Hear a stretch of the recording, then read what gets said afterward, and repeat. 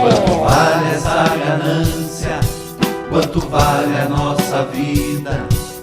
Pra vale a vida não vale nada, não vale nada. Pra vale a vida não vale nada, não vale nada. José Geraldo Martins, meu irmão, militante no movimento dos atingidos por barragem. Aqui detrás da câmera, o Frei Gilvander. Hoje, dia 28 de novembro de 2019. Estamos aqui em Belo Horizonte, no Tribunal de Justiça de Minas Gerais. E hoje aqui na Sexta Vara de Fazenda Pública aconteceu mais uma reunião sobre esse crime tragédia da Vale do Estado a partir de Brumadinho. Como é que foi a reunião? O que aconteceu, ficou decidido e qual a avaliação do movimento dos atingidos por barragem?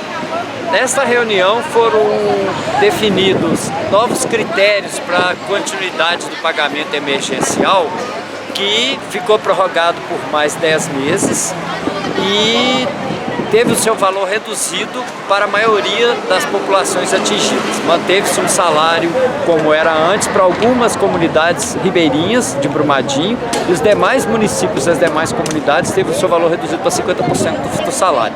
Nós ressaltamos que foi uma decisão tomada sem a consulta aos atingidos, embora eles estivessem participando da audiência, eles não tiveram voz na definição desses critérios, que definitivamente não atendem à realidade do crime que a Vale causou na bacia do Paraopeba. Isso visa defender e facilitar os interesses da própria empresa, que vai ter uma redução significativa nos custos com o pagamento do auxílio emergencial. Menos da metade do que é gasto hoje é o que ela vai passar a gastar nos próximos 10 meses. José Geraldo, para quem não conhece bem, quais que eram os critérios anteriormente sobre esse auxílio emergencial? Cortou pela metade, como é que ficou agora? Quais são os critérios? Os critérios que foram definidos lá no início do ano de 2019, um mês e pouco depois do crime, foi que todos os moradores da cidade de Brumadinho, que tivessem residência na cidade de Brumadinho, e todos os moradores na calha de 1 quilômetro das margens do rio Paraopeba, 1 quilômetro de um lado e 1 quilômetro do outro, isso, estariam recebendo um salário mínimo por adulto, meio salário para adolescente e 1/4 de salário para criança, certo? Esses valores depositados na conta da mãe, e o pai recebia o dele separado. O que mudou? Foi mantido esse critério para os moradores das comunidades ribeirinhas ao córrego Ferro Carvão, onde houve o rompimento da barragem, tá? Mas para os demais moradores dos outros municípios até a cidade de Pompéu, fica valendo a metade do valor recebido anteriormente. E quem tem direito, quem pode continuar recebendo, são aquelas famílias que já tinham o benefício de algum programa da Vale, distribuição de água, etc. José Geraldo, foi discutido também a questão da assessoria técnica para as comunidades atingidas?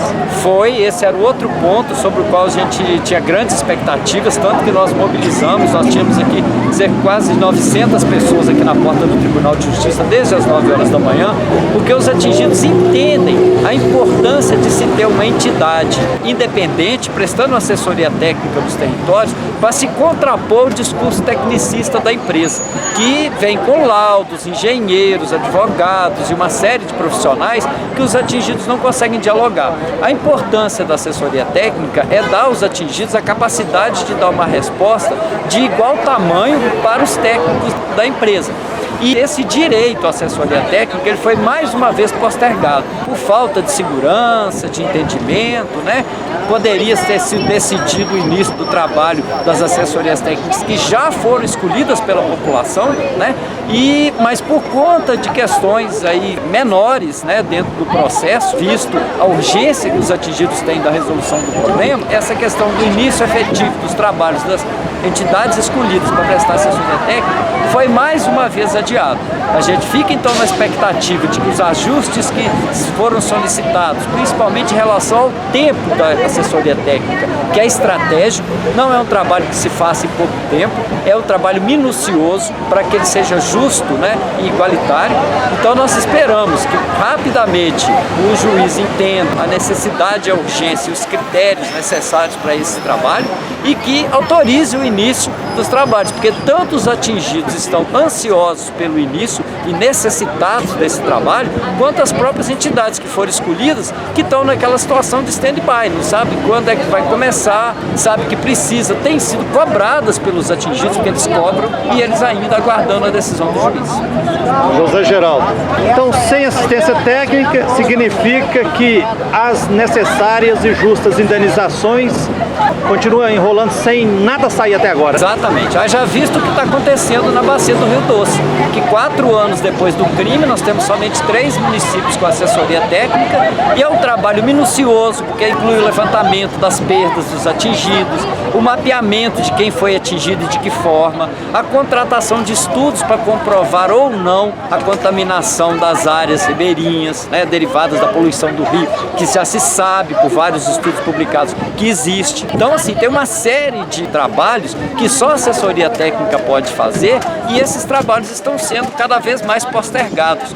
E o mais doloroso disso tudo, Frei, é que quanto mais o tempo passa, mais difícil se torna essas ações de reparação, de levantamento. As pessoas adoecem, porque elas já estão adoecendo, elas estão sendo criminalizadas, elas estão sendo injustiçadas, elas estão envenenadas por um rio que está contaminado, que não podem pescar, não pode usar para molhar a planta, para dar água para os animais. Esse processo adoece as pessoas, tanto que o índice de tentativa de autoextermínio nas cidades que a gente tem mapeado cresceu assustadoramente.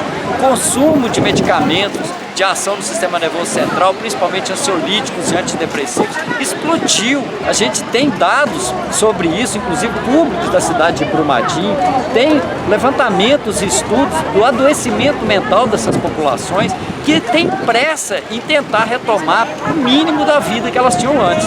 Mesmo sabendo que nunca mais vai ser igual a antes, pelo menos a pessoa tem que ter uma esperança. E essa postergação indefinida que vem sendo promovida pela empresa, ela acaba tirando até a esperança de futuro dessas pessoas, o que leva a um processo de adoecimento ainda mais agravado. José Geraldo, então até agora, 28 de novembro de 2019, nenhum preso e nenhuma indenização paga.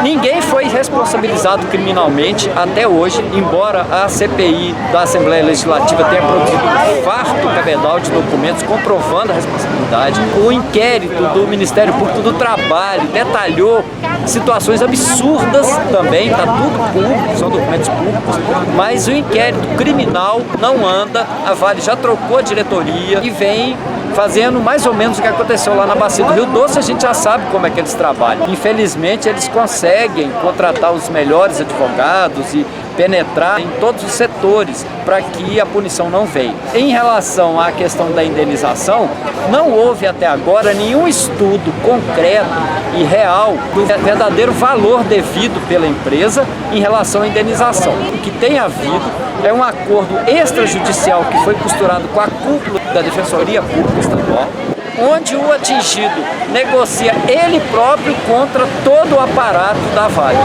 Ele não tem assessoria nenhuma, ele não tem noção do valor, quanto efetivamente ele perdeu, e, de maneira geral, todos os resultados que a gente tem ouvido dos próprios atingidos é que esses acordos são altamente desvantajosos para os atingidos. A grande vencedora desses acordos extrajudiciais é a empresa, é a mineradora, que paga valores irrisórios frente a um montante que seria muito maior se calculado adequadamente pela assessoria técnica. Muito obrigado, meu irmão José Geraldo. Parabéns pela luta, meu irmão. Muito obrigado, estamos juntos, foi um prazer.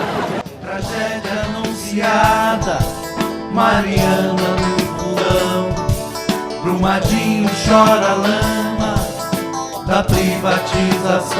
Até quando? Tragédia anunciada, Mariana do fundão, Brumadinho chora lama da privatização. Os atingidos pagam a conta, vem a lama, vai-se o rio, troca a vida por dinheiro, troca peixe por rejeito. É a morte, é a morte, é o mercado financeiro. Trabalha, a vida não vale nada, não vale nada.